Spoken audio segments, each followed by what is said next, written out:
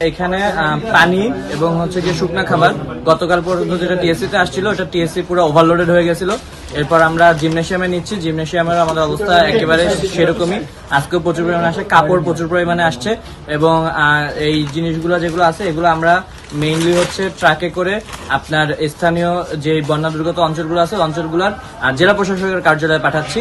তার পাশাপাশি আমরা বিমান বাহিনী এবং আপনার সেনাবাহিনীর সহযোগিতায় হেলিকপ্টারের মাধ্যমে আমরা ত্রাণ পৌঁছে দিচ্ছি।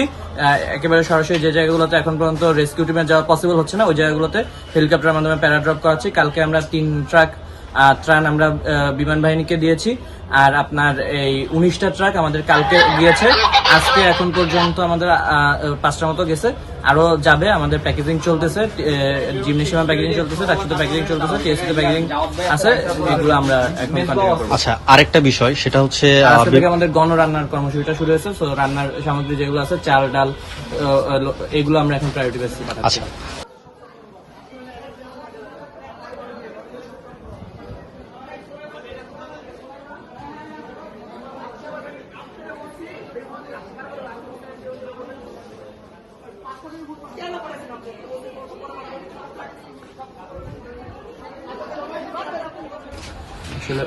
মানে হচ্ছে ত্রাণটা আসলে কতটুকু পরিমাণ যাচ্ছে বা নির্দিষ্ট এক এলাকাতেই বারবার যাচ্ছে কিনা? এলাকাতে বারবার যাচ্ছে। এই জিনিসটার মধ্যে বিষয়টা আপনার বুঝতে হবে যে আমরা কিন্তু পাঠাচ্ছি জেলা প্রশাসকের কার্যালয়ে।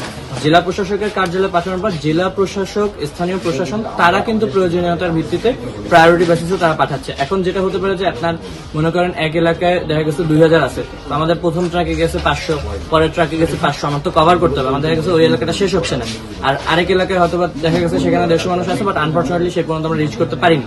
সো এই জিনিসটা এখানে মানে জেলা প্রশাসন যেহেতু এই জিনিসটা সমন্বয় করছে, তারা ওইভাবে অগ্রাধিকার ভিত্তিতে আর কি ডিস্ট্রিবিউটটা করতেছে। ডিস্ট্রিবিউশনের ক্ষেত্রে আমাদের কোনো ইয়ে নেই।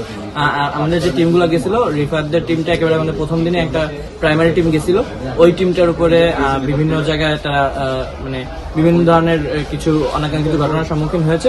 তবে আজকে আমাদের টিম ব্যাক করছে এবং হোপফুলি এখন গতকালকে ব্যাক করছি।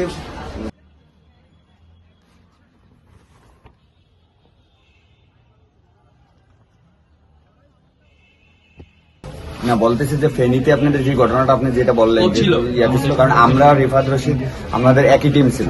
তো আমরা গতকালকে রাত্রেই রওনা দিয়ে ফেলেছি। তো আমরা আসার পরে ওখানে একটা দুর্ঘটনা ঘটছে, কি হয়েছে এটা আমরা এখনো জানি না, কিন্তু আমাদের টিম থাকা অবস্থায় কোনো ধরনের কোনো কাদের মাধ্যমে ঘটছে এই বিষয়টা কি জানা আছে? কাদের মাধ্যমে ঘটছে ওখানে এখনো আমরা এটা কত বলতে পারতেছি।